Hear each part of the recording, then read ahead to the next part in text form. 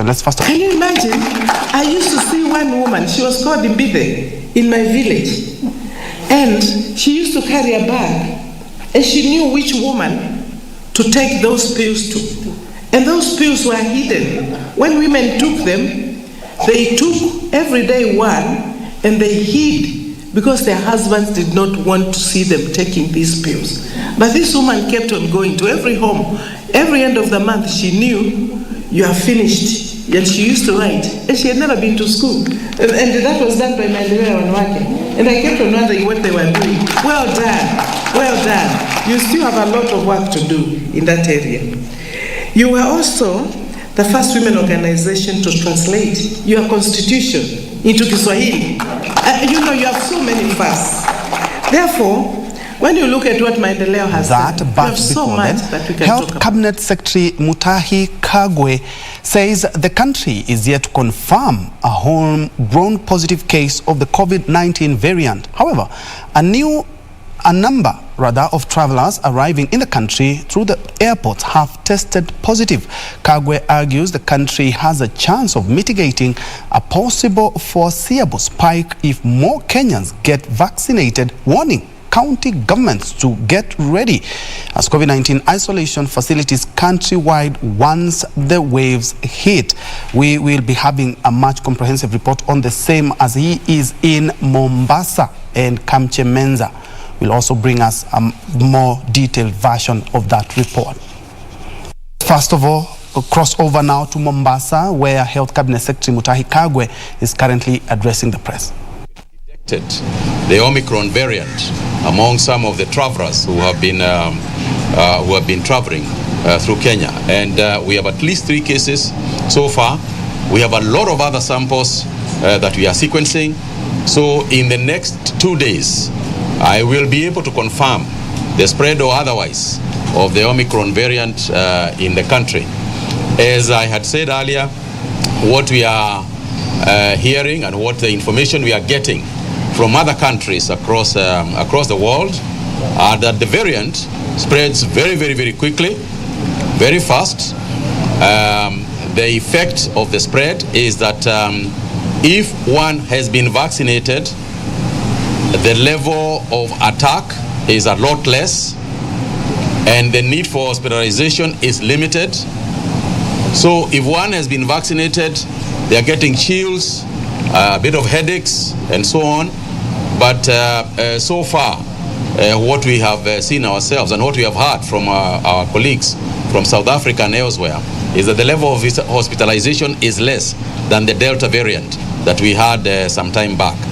So far, the hospitalization cases that we have in our country are still Delta. We have not detected any Omicron variants in our hospitals. But of course, as I said, we are carrying out sequencing in all our laboratories so that we are able to give Kenyans a better picture of where we stand as far as the Omicron variant is concerned. It is clear, however, that moving forward, the Omicron variant is likely to be the dominant variant, not just in our country, but across the world. And we are happy that the management of the variant globally is now being handled in a better way. We have heard that some countries that, for example, had closed and locked out people traveling from some countries have been removed from the red lists, and that's a good plan because the way to manage the virus is to ensure that we keep away the virus, but not necessarily keep away people. This variant is there with us. It is going to spread. There is no question about it. And it's a question of us preparing ourselves.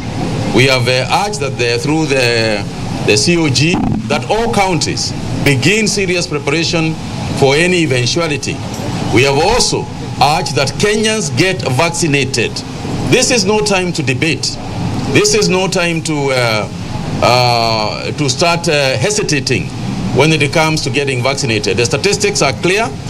In the countries that have got a widespread Omicron variant, it is clear that if you have been vaccinated, you are much better off than if you have not been vaccinated. If you have not been vaccinated, what you are threatening is your livelihood. You are likely to get sick faster than if you are not. You are going to go to hospital. You are going to spend money that you do not necessarily need to spend. You are going to impoverish yourself with huge bills that you don't have to incur.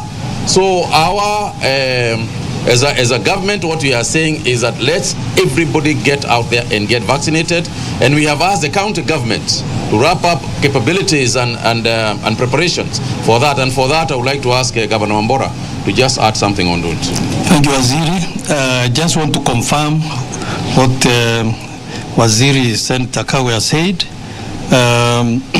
We are aware of this problem, of this new variant, and we, the county governors, all over the 47 counties, we are ready to work closely with the Ministry of Health, and we are insisting on the protocols which they have already given out, which our people will have to follow.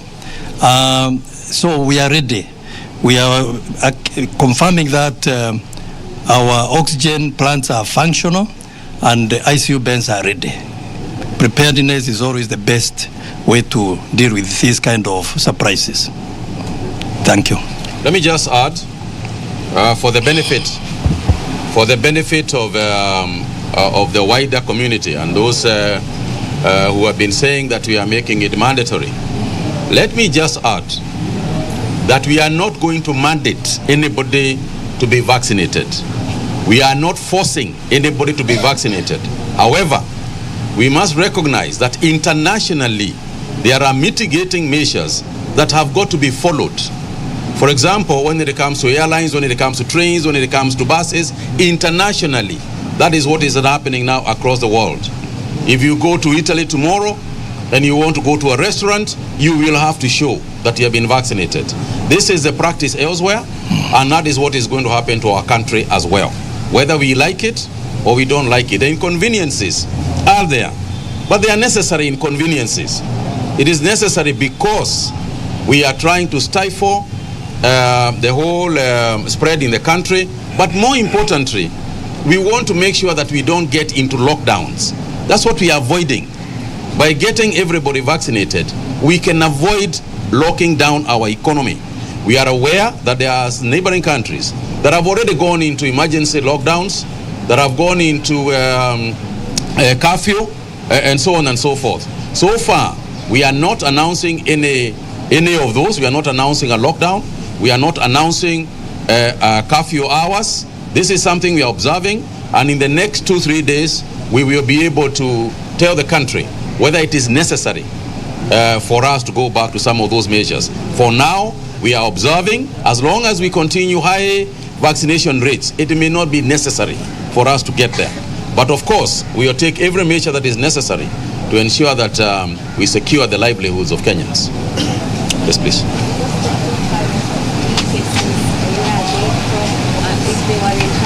The cases were actually, we had one South African and 2 Kenyans. They obviously immediately went into quarantine. So as we speak, you know, those are people who have been quarantined. And in any case, moving forward, anybody who would be detected with it must go to quarantine. Any other questions? Yes. There has been some serious flu bug at the moment. Should Kenyans be concerned?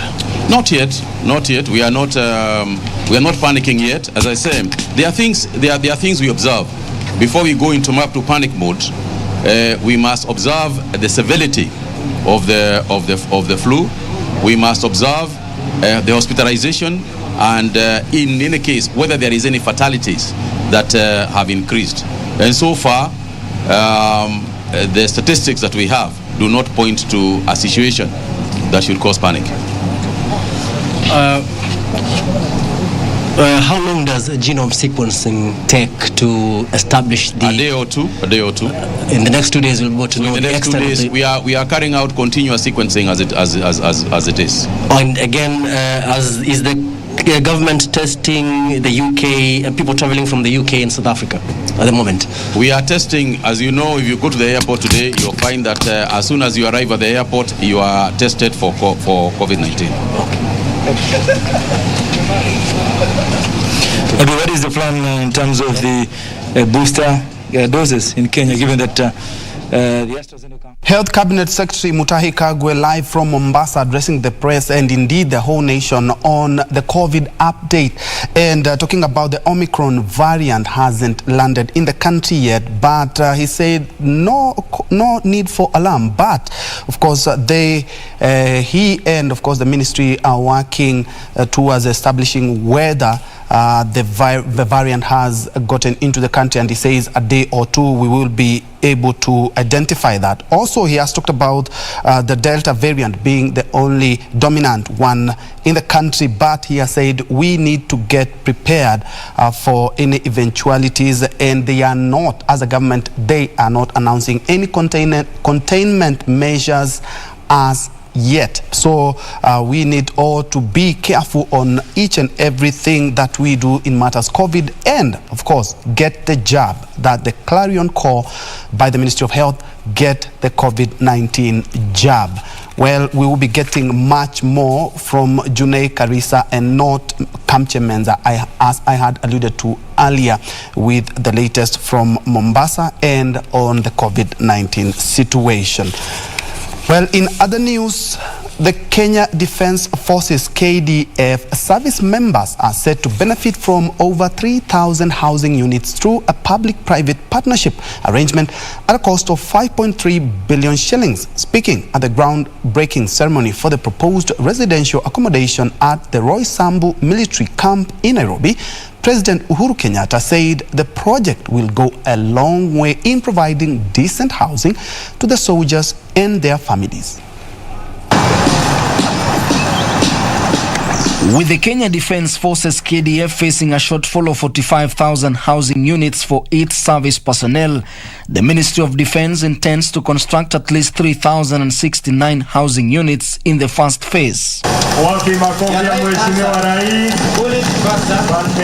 During a groundbreaking, President Uhuru Kenyatta said the project is to be executed within 2 years starting from December 2021. Ni mwanzo.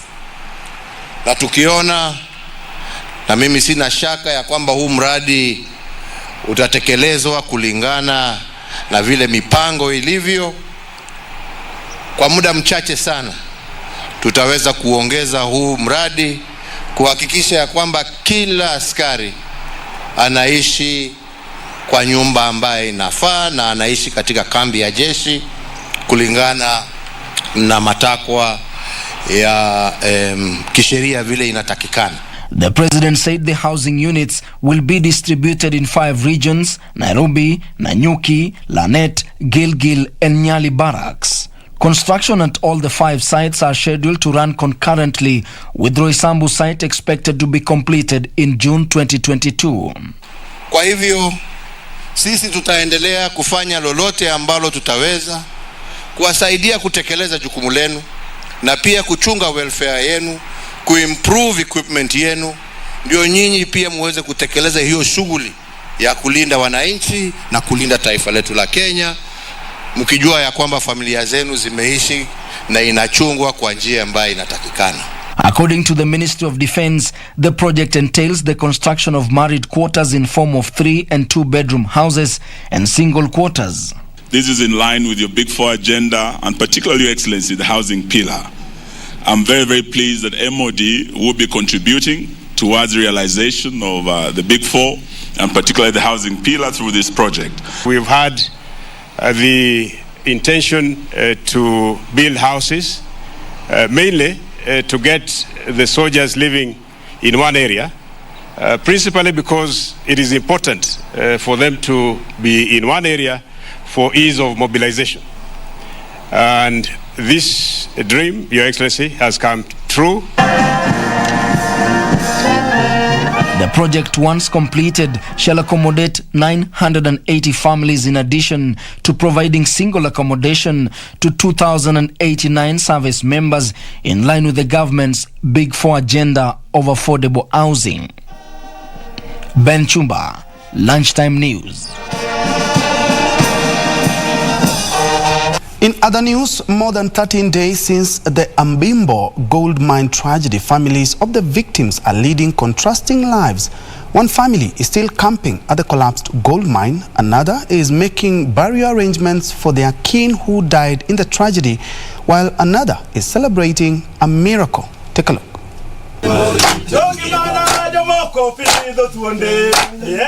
20 kilometers from the collapsed mine, residents of Malela village in West Uyoma have converged for a Thanksgiving ceremony, complete with a feast to celebrate the miracle that saw Jack Onyango survive the 6-day ordeal.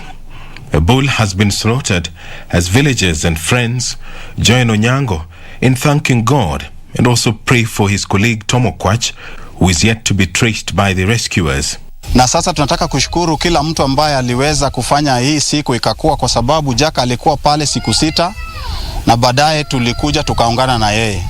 Hiyo yote inachukua mkono ya Mungu, kwa sababu kama sisi wenyewe hatungeweza kufanya chochote.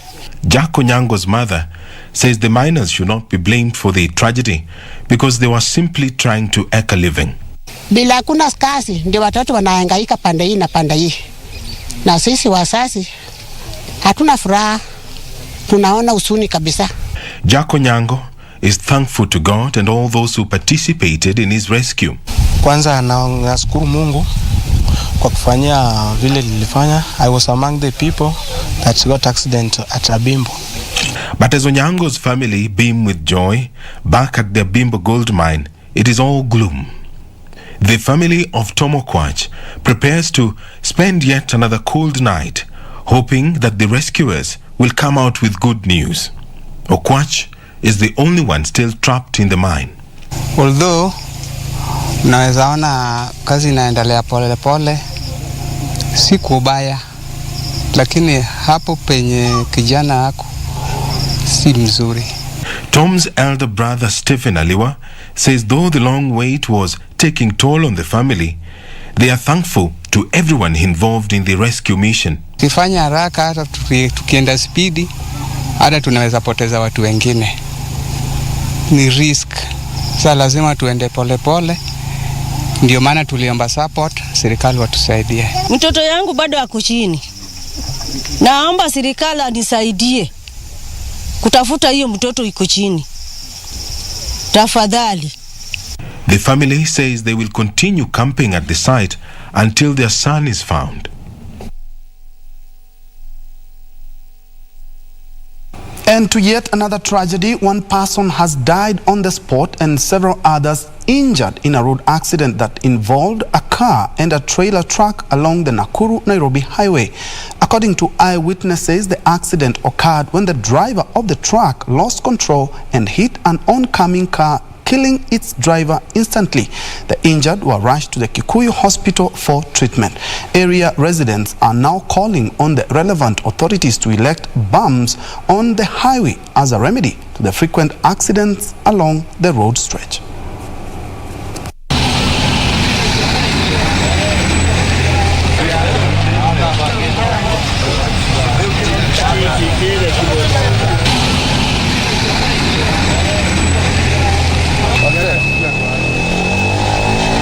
Hii lori ambayo iko nyuma yetu ilikuwa inatoka upande wa Nakuru ikielekea upande wa Nairobi.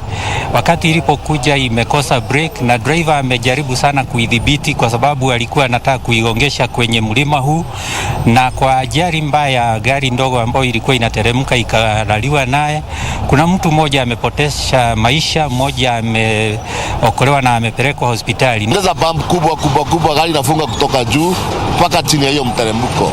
Serikali tunaomba itusaidie kwa hii mteremko ya Gitaru. Away from that, a section of civil societies in Nakuru have formed a technical committee to seek ways of curbing teenage pregnancy and school dropout among adolescents. The initiative, mooted under the auspices of Nakuru Reproductive Health Network, aims also to mitigate new HIV infections among teenagers. Speaking during the commissioning of the Coalition of Partners on Reproductive Health in Nakuru, Nakuru Reproductive Health Network Secretary Cosmas Mutua said the initiative brings together 10 human rights groups, officials from the Department of Basic Education, Youth Affairs, health and religious organizations to create a pool of resources to power the campaign in 11 sub-counties of the region. Haya maambukizi ya HIV and AIDS ambapo yako kwa teenagers, tunaweza fanya nini ndio tuweze kuleta yale maambukizi chini na mwisho tuweze kuyamaliza? Maana tumeona yameongezeka kwa wingi na lazima tushikane kama jamii. Hatuwezi kunyamaza wakati hali ilivyo sasa.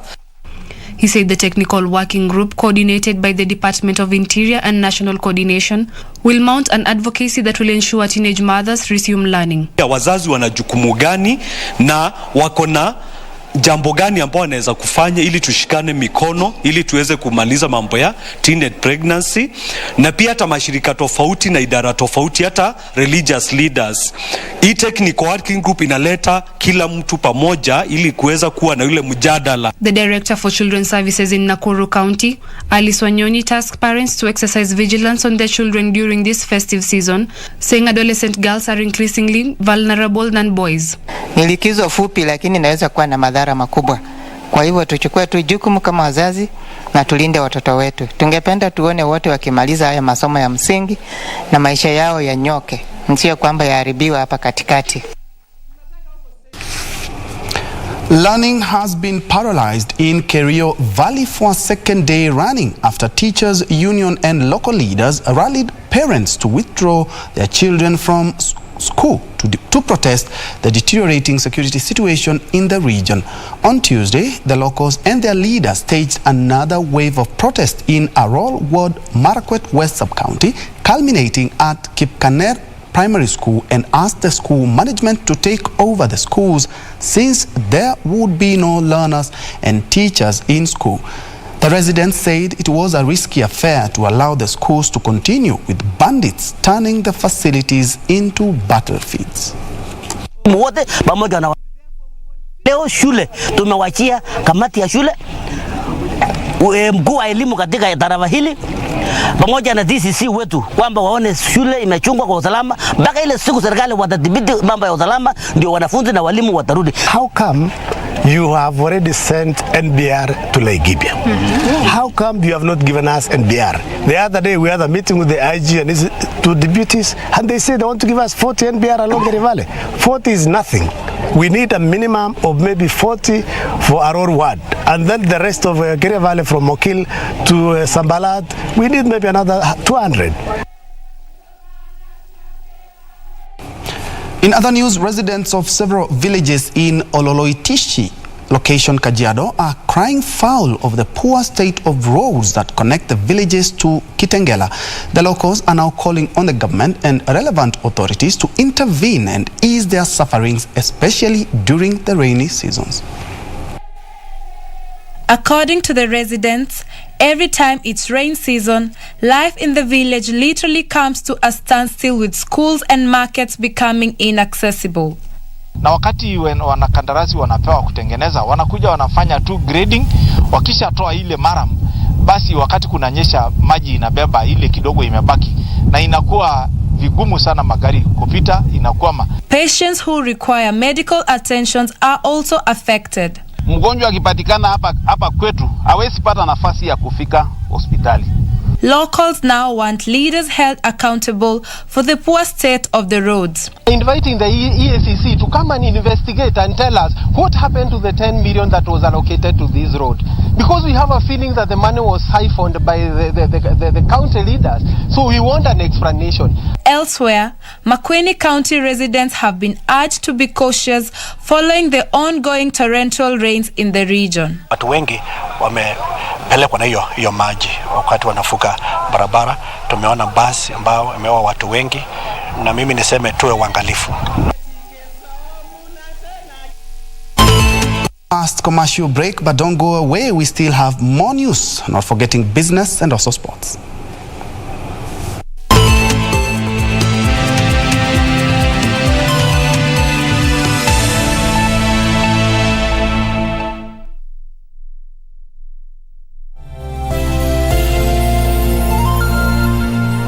Ili kupata sikiza tune hii ya mwanzo mpya, bonyeza *811*815#. Usikae hapo na kujihurumia eti kwa sababu ulikosea ama ulianguka. Maisha wakati mwingine utapata umeanguka ama umekosea. Pata mafunzo pale. Unapopata mafunzo, Inuka tena, kung'uta mavumbi, songa mbele. Yaliyopita jamani, si ndwele, ganga yajayo, maana kuna nguvu katika mwanzo mpya. Ili kupata skiza tune hiyo ya mwanzo mpya, bonyeza *811 *815 hash, *811 *815 hash.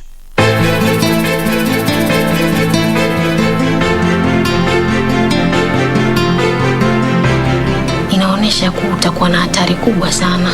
Hatari gani? I'm tired. Akili, nimechoka.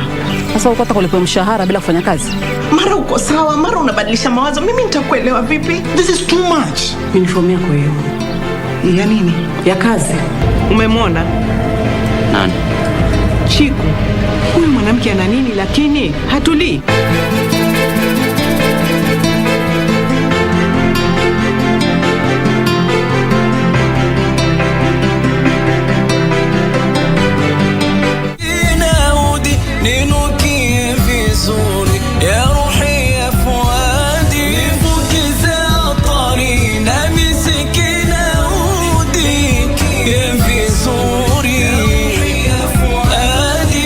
Tanguliza kwa kauli kullukum ra'in wa kullukum mas'ul an ra'iyatihi, yani kila mmoja ni mchunga na kila mmoja ataulizwa kuhusiana na kile ambacho amekichunga. Tutaleaje watoto wetu?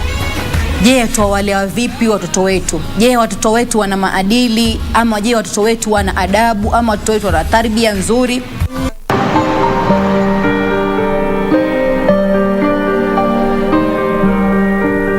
Think about this for a minute. There's nothing to think about. For many years, for most of my life in fact, I have been resisting the urge to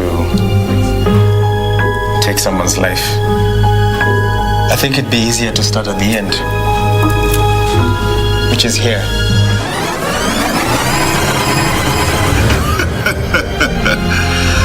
Paul, I'm not stupid.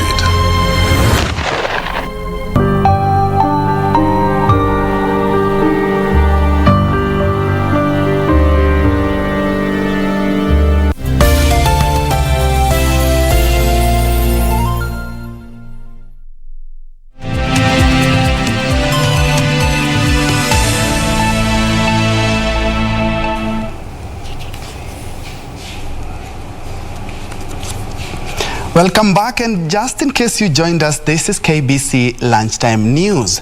Moving on, residents of Galole, Tana River County have raised concern over the state of Boji Masalani Road that has once again been cut off following a heavy downpour. The residents say the section is costing them great business losses and hinders them from getting urgent medical services. They now are calling on the government to come to their aid. Kuna shimo ambalo kwamba limechimbika na maji, na shimo hilo tayari lishachukua kijana wetu, amekufia hapo kwa sababu ya kufuata kiatu cha baba yake. Yaani hiyo shimo imekuwa adui ya kumaliza jamii. Hii barabara kwa kila mwaka inapoteza zaidi ya 500,000. Zaidi ya 500,000. Mara hii mimi mwenyewe hata wenzangu imenichoma 120,000. Maembe yamevunwa kamvua kadogo kuja, hakuna mahali maembe yanaenda. Magari ya Masalani kupeleka chakula hayaendi kwa sababu hii barabara hapa. Sasa tuomba serikali tusaidie kuhusu hii barabara, sababu tutapata shida sana, watoto wajawazito, wamama tutapata shida sana. And still at the coast, a woman in Kilifi County has accused the Malindi Water and Sewerage Company of refusing to compensate her family for the death of her husband. Gladys Tatu says her husband, a former employee of the company, died 9 years ago in the line of duty. Gladys Tatu, a mother of 2, said the water company officials have been giving her false promises for years. Kila nikifika pale anatafuta tu sababu ya kunikwaza, nasikia uchungu tu sana. Hizo documents walichukua, alafu baadaye wakaja wakageuka wakasema kwamba hawaoni hiyo death certificate na mimi ndio nilikuwa nayo. Kumbe alikuwa amempatia brother yake akaenda akauza plot ya bwanangu kule Msoloni. Gladys says the last 9 years have been full of pain and despair. Pesa baba yao iko pale imekaa imetulia. Na wanangu wanateseka kiasi hiki, ni uchungu sana. Naomba tu kama wangeweza kuwa na huruma na mimi na watoto wangu, watu angalie tu. She says it has been difficult raising school fees for her 2 children. Naomba tu hata kama hawatanionea huruma mimi, maana mimi ni mtu mzima, waonee huruma tu watoto wangu, hiyo pesa ipatikane, wanangu tu wasome tu vizuri, manake hawa ndio jamii yangu na hawa ndio kesho yangu. Malindi Water and Sewerage Company Managing Director Gerald Mwabire confirmed that the woman is yet to be compensated, but disclosed that the matter is being handled by the company's insurance. For Lunchtime News, I'm Rahma Shanko. We do hope that she gets justice. Elsewhere, mobility challenges caused by jiggers infestation have hit the village of Chebukube in Bungoma County. Primary school going children are worst affected, a situation that is negatively affecting their concentration in school. The head teacher of Bukuhutu Primary School, Justin Okwara, says schools are reporting high rates of absenteeism, which is in turn affecting their performance.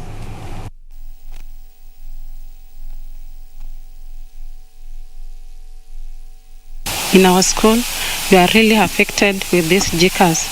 Even during class hours, pupils just strain because they cannot concentrate in class because of jiggers.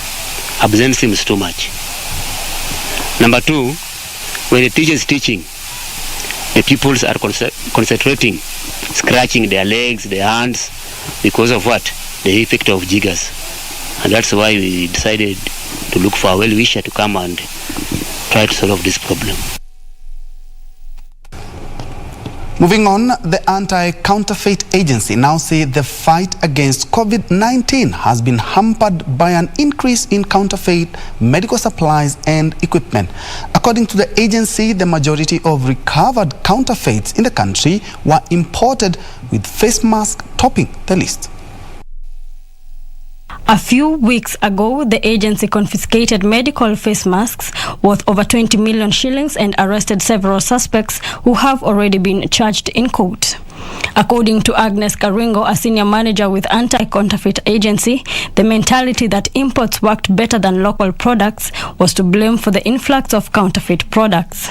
And one of the measures that have now been taken up by the government and through an amendment of the Anti-Counterfeit Act is that it has introduced the mandatory registration of all imports that are coming into the country, and this is going to be happening at the source of the goods. She said that of the total goods seized in the last 2 years, 1.3% was pharmaceutical products which had already been smuggled into the country. A director in the Ministry of Health, Osman Wafa, termed the pandemic as a game changer that had opened up opportunities in terms of innovation. Because a lot has happened, but we really want now to move forward in this area with research and development, which is expected to spur development in our country and in the region. We encourage our students, we encourage our institutions to put money in those research. That answers the questions for Kenyans. And that can actually be moved to products where necessary. So that is the position for AMREV and also the position for the civil society organization, that we invest in research that addresses our priorities. They were speaking on the ongoing East African Hybrid Regional Health, Research and Trade Conference in Lake Naivasha Resort. Reporting for Lunchtime News, I'm Wamboi Otiende.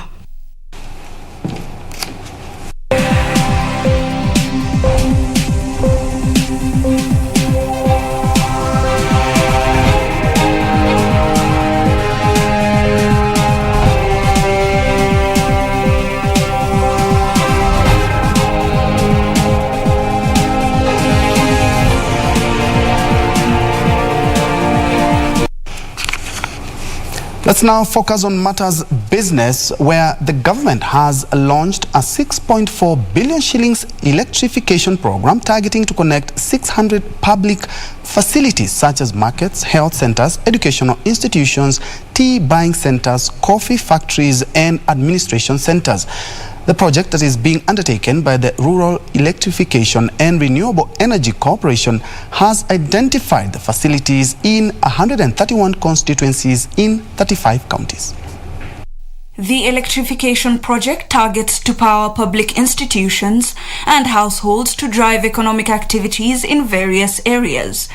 The target facilities to be electrified have been placed in 5 lots from Nyanza and Western Region, North Rift, South Rift, Central and Upper Eastern, and the Lower Eastern and Coast Region.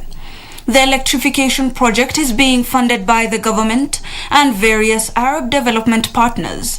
Energy Cabinet Secretary Monica Juma says the project will be complete by June 2022, saying it is set to provide electricity to 35,460 households. Tutajenga kilomita 2,850 za laini za stima.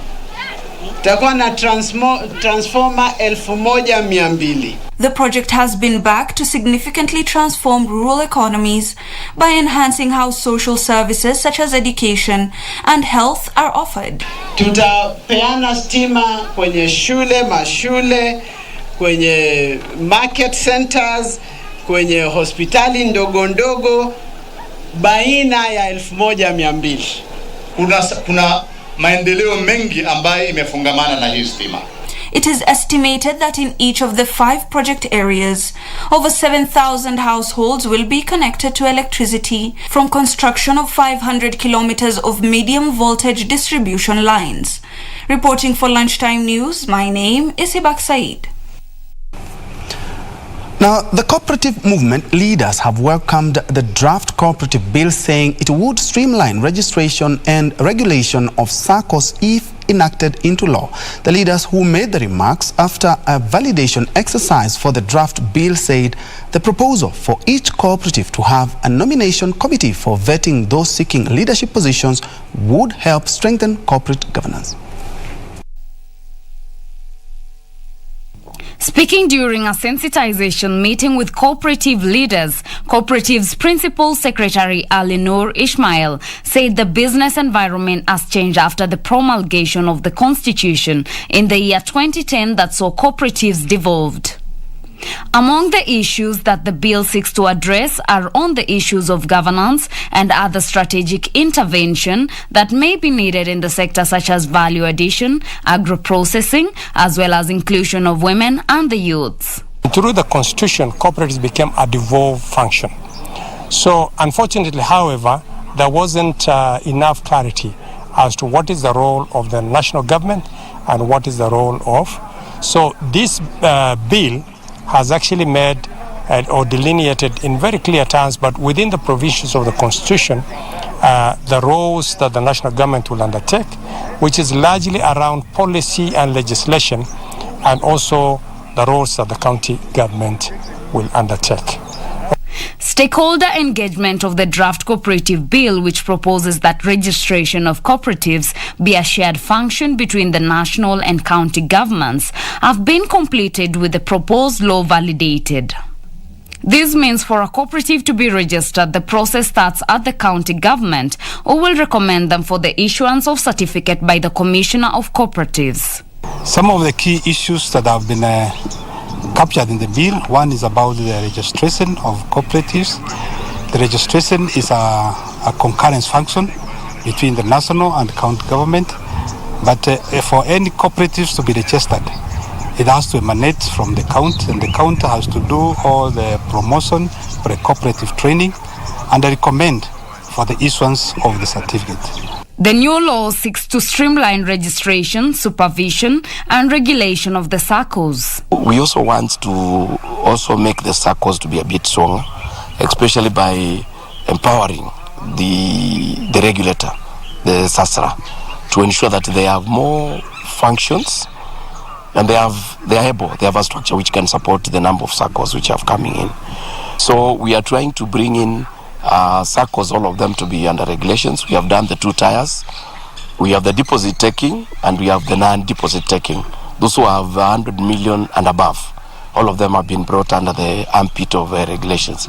The bill also proposes creation of a nomination committee to vet the competence and suitability of persons seeking to vie for elective positions in a cooperative society. Reporting for Lunchtime News, I am Teresa Mutai.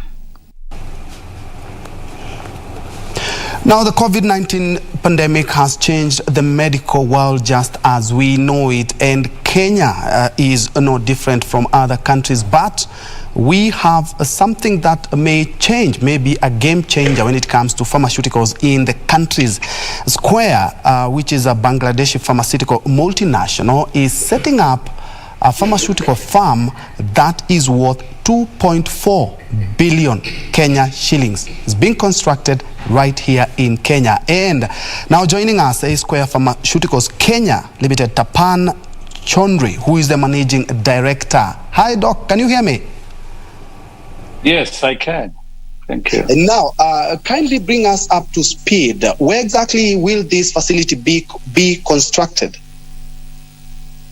The factory building is almost ready. It is going to be near the export processing near Ate. I hope this is the right pronunciation. The river area there in the export processing zone. Now, what will be the impact of the facilities in improving of access to quality, safe medicine in Kenya and the region? Last year there was a BBC report, and that they quoted the World Health Organization's report that 42% of the fake medicine between 2013 and 17 were from Africa. So that shows that because of the porous border, a lot of these fake medicine are, and because there's a scarcity of medicine.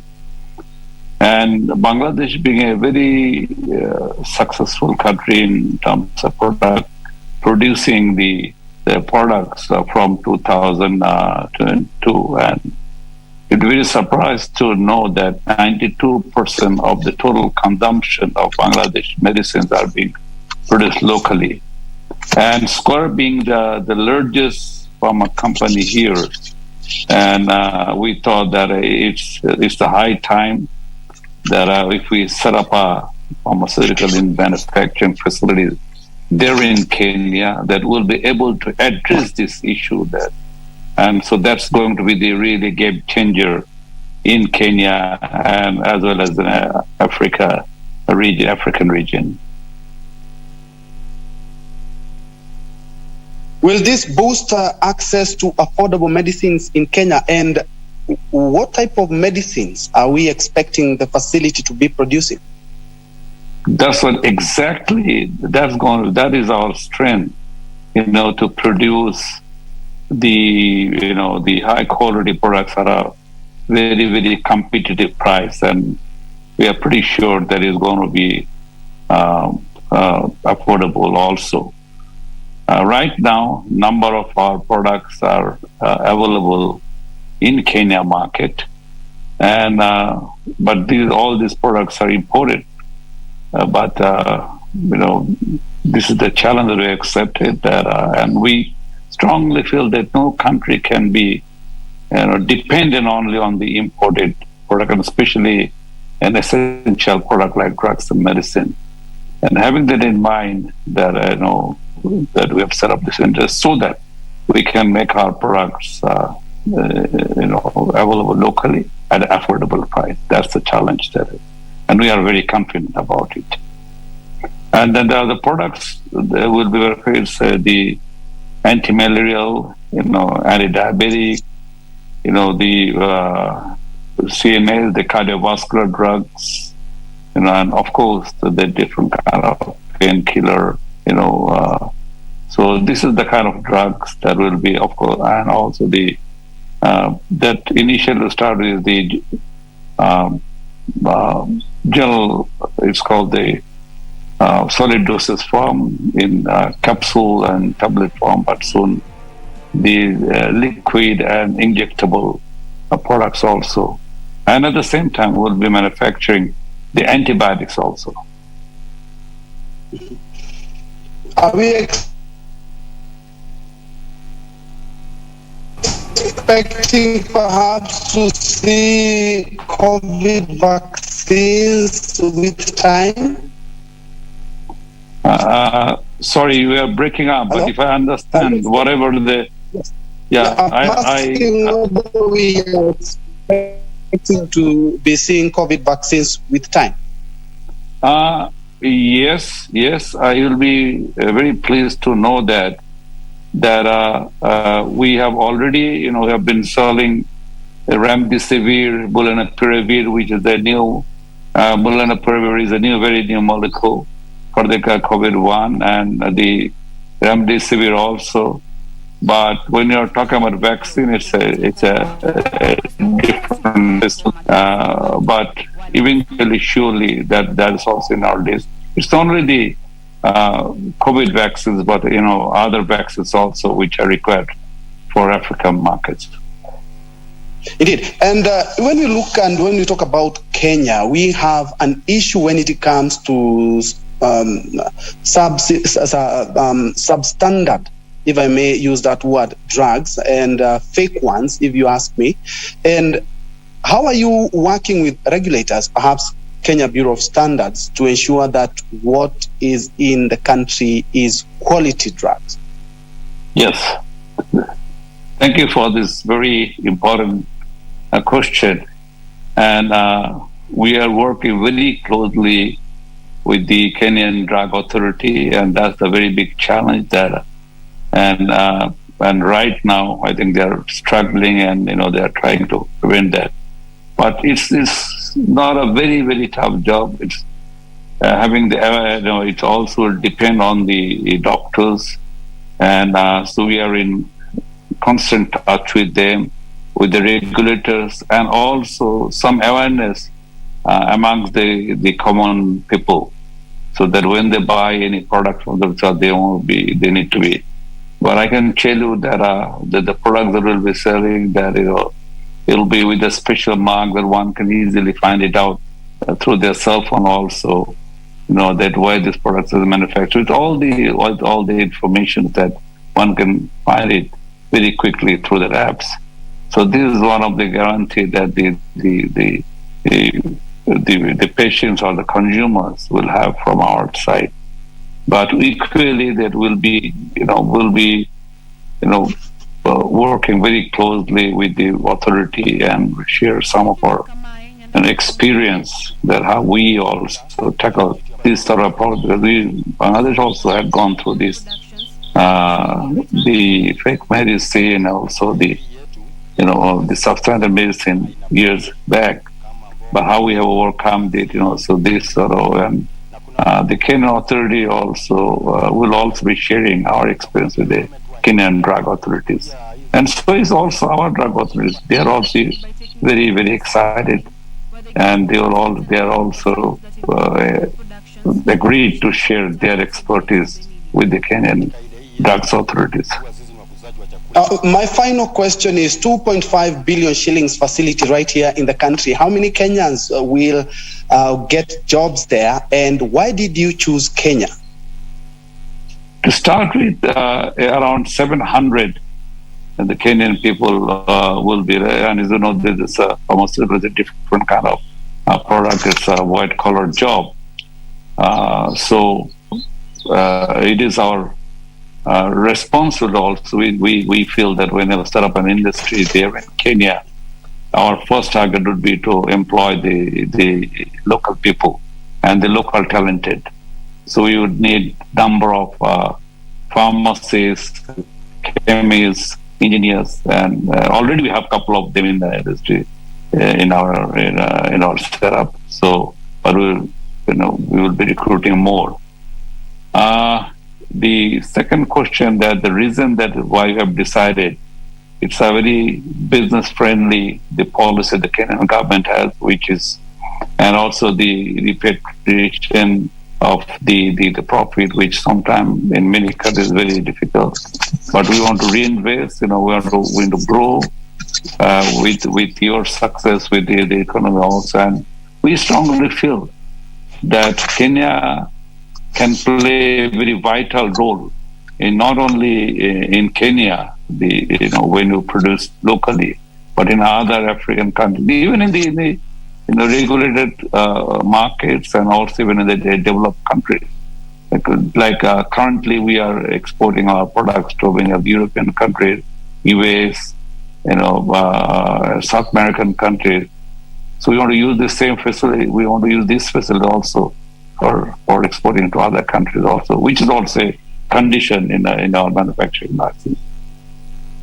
Indeed. Thank you so much, Tapan Chondri, who is the MD of Square Pharmaceuticals Kenya.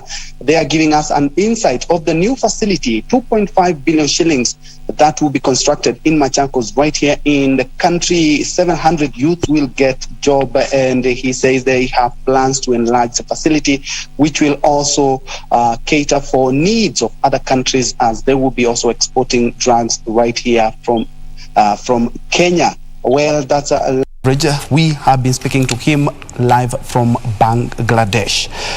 Well, in other news, nearly half of Kenya's household defaulted or delayed in their loans repayment in the past 1 year due to financial challenges. This is according to a survey by the Kenya National Bureau of Statistics and the Central Bank of Kenya, which indicates that 14% of households in the country requested moratorium to service their loans as they directed their cash to food.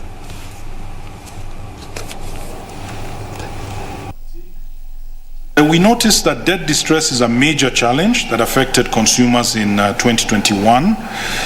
Again, not very surprisingly, given the fact that we still have an ongoing pandemic, with about 10.7% of borrowers completely defaulting. All right, and then you have some who paid late, some who paid less. So that whole category of never paid, paid late, paid less, 42.6%, so quite sizable. Financial services, the quality of financial services, issues of financial literacy, for instance, and consumer protection, transparency in pricing of financial products, resolving challenges, and concerns about household indebtedness are becoming topical.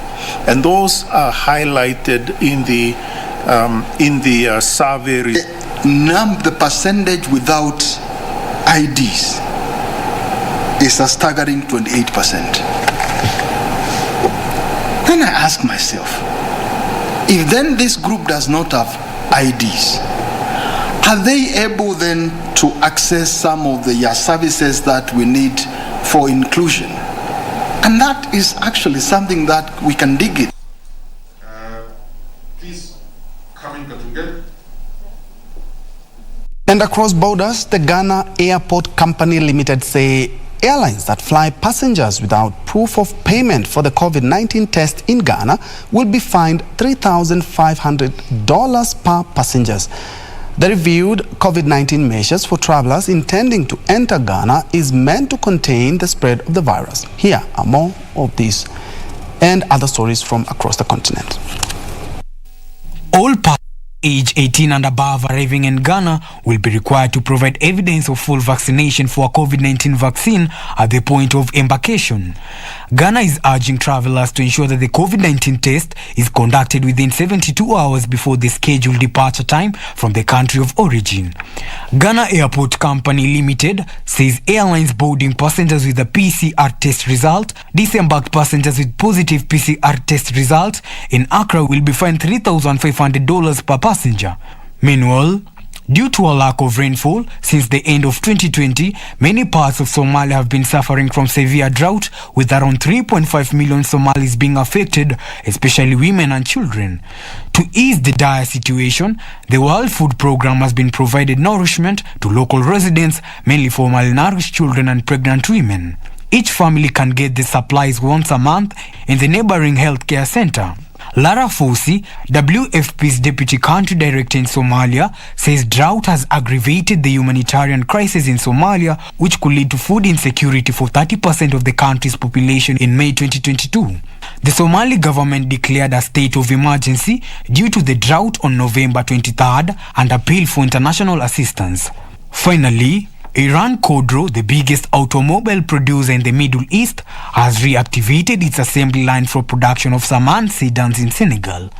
The Senegalese government had agreed to extend a duty-free scheme to reactivate Iran Khodro production site in the country and resume production and supply of Siniran products. For now, the plant has started producing Saman LX cars for use in the taxi fleet, but other products are being introduced to the Senegal market to gauge the needs and taste of the country's customers.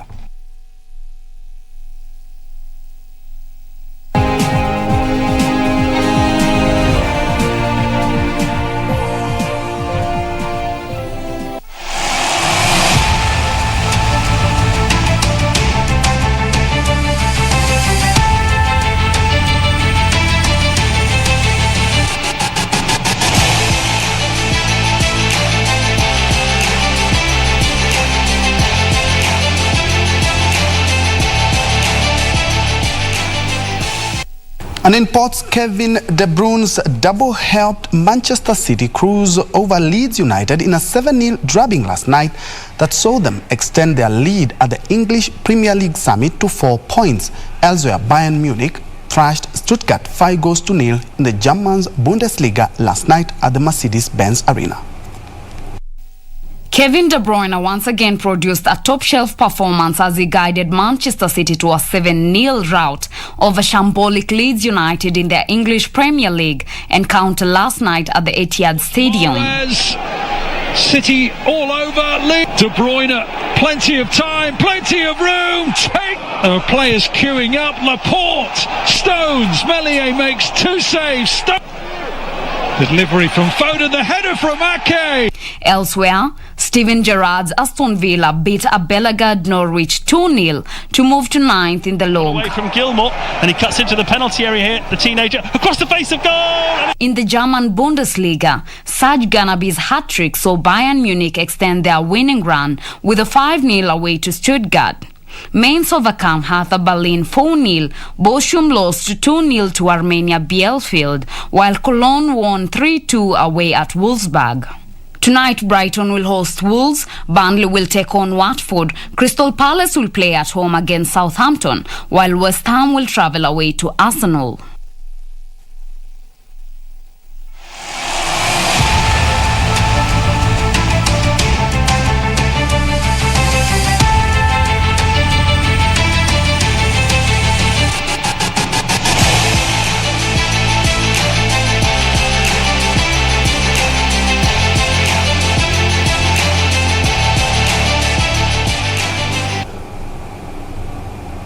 Well, that's where we put a cap on Lunchtime News. Thank you so much for watching. Of course, for more news, you can check out our social media spaces, including our website that is www.kbc.co.ke. Lensa Odingo has been our sign language interpreter for this live newscast. My name is Njue. Do have yourself a blessed afternoon.